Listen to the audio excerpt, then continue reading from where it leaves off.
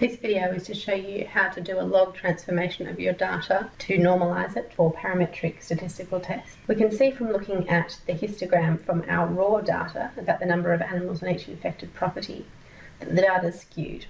And there's a very long tail in the positive direction, so it's positively skewed data.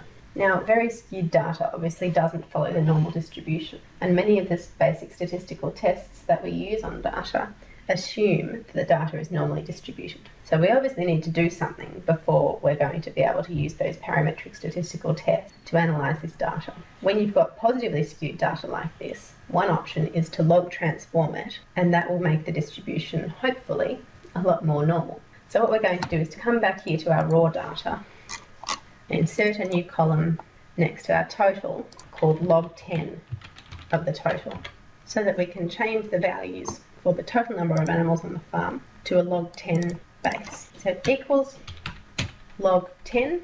Log 10 is a function in Excel that will let you take the logarithm of a number with a base of 10 of the value that you're looking at.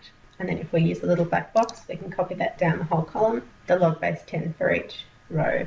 Now we can plot a new histogram with this log base 10 values. So if we come back here to our herd size, we'll make this histogram smaller so that we can compare it.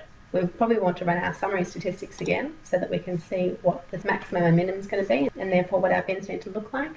So data analysis, descriptive statistics, our input range is in the raw data column. Next is log base 10 data, shift and down, selects it all.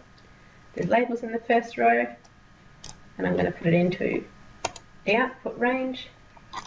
We're going to put it up here in M1, including the summary statistics. So now our minimum is 0 and our maximum is 3. So we can make our bins from 0 and fill a series in columns with the steps of 0.1 up to a stop value of 4. And then data analysis, histogram. The input range is now going to be our log 10 data. Don't include the heading because we're not going to tick this labels box. Selected the first one, shift and down, selects it all. The bin range, we've got our bins here, shift and down, selects all of those.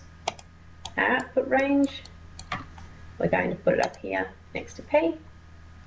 Chart output, we've got ticked.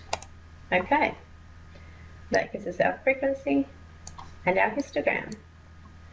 Now again, we've got continuous bins, and so we don't want to have the gaps between the data. Double click it, or right click and go to Format Data Series, turn the gap down to no gap. So this is now our histogram of the log base 10, and we can label our horizontal axis, log base 10, number of animals. We can drag this over here and increase the size of each a little bit so that we can have a proper look and compare between them. And there you go. We can see that we've turned our incredibly skewed distribution into something that's still not normal, but it's a lot closer to normal, and it might be close enough to normal that it's appropriate for us to be able to use our parametric statistical tests.